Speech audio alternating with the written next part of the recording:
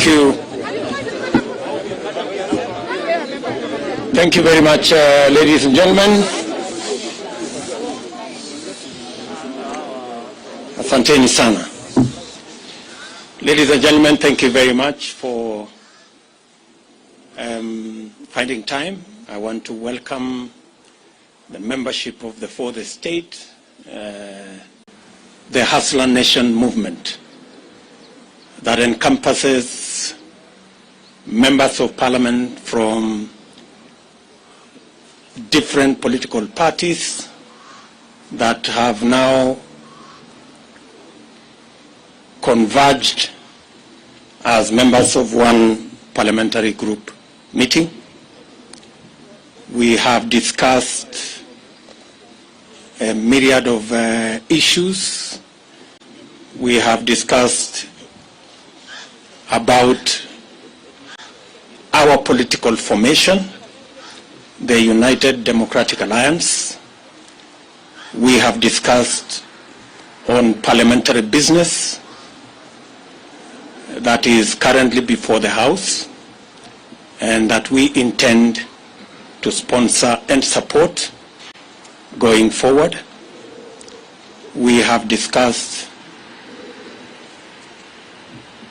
matters of national importance.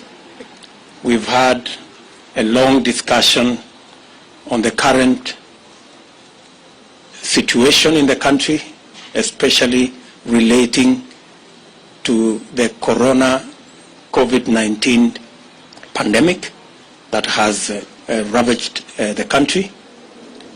We took the position as a team when the Ministry of Health announced the surge in numbers to reschedule all our public engagements until further notice, as I announced formally on my social media platform. We've had also an in-depth discussion on matters to do with what we believe should be the current engagement on managing the COVID-19 pandemic, especially with reference to vaccination. And we are going to make a statement about that. We also appreciate this political situation in the country, and we've also discussed on other matters of housekeeping and how we intend to engage the public in our responsibilities, different responsibilities as members of parliament, as senators, and as leaders in the Republic of Kenya. Ladies and gentlemen, we have a short statement that we are going to make. We appreciate that, as we said about 2 years ago, that it was the intention of this team to change the political conversation in our country. We are very proud and happy that finally the conversation in Kenya has changed.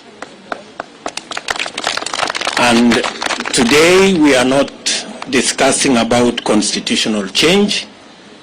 We are discussing matters economy.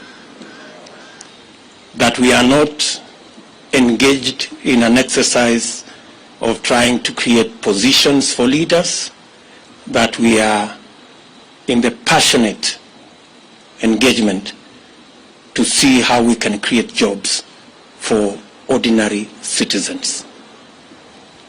That today in Kenya, the conversation is not about leaders and what is in it for them in the next political dispensation.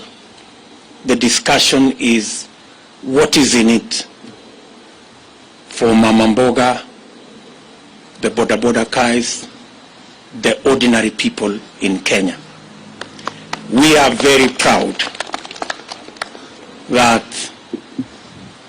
while in the past we were discussing about the Prime Minister and Deputy Prime Minister and other positions, today Mama Mboga has taken the center stage.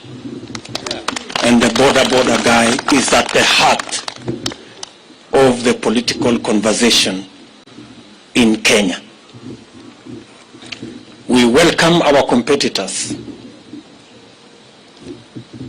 who have graciously accepted to join us in the conversation about the economy of our country, about ordinary people, about jobs, about enterprise. We want to tell them we are ready and we want to engage in that conversation that is going to bury forever the politics of ethnicity, the politics of division and hate, and is going to elevate our political competition to the realm of issues that would make a difference in the lives of the people of Kenya. We understand that our competitors have criticized matters to do with the economy and matters to do with our bottom-up model. We welcome all the criticism because it is an avenue for us to improve on our model. And while we are at it, they should equally explain to the country how their trickle-down economic model that has not worked for the last 50, 60 years is going to work this time round. It is a healthy conversation. We want to persuade them to remove insults and the reference to bottom-up or bottoms-up liquor competition or anatomy of different parts of the body. We should get rid of those insults. Let us have a healthy competition, a conversation about the economy of our country. Kenya will be a lot better, and Kenya stands a chance to be greater when we all engage in issues, especially on the bottom-up economic model, to lift the millions of citizens of our nation that today either are jobless or are hustling, or farmers and pastoralists and herders who are on food relief. It is our very considered view that our focus on these 15 million Kenyans will not only help us broaden and expand and recruit new taxpayers. We will have the necessary, they will help us to raise the necessary resources to run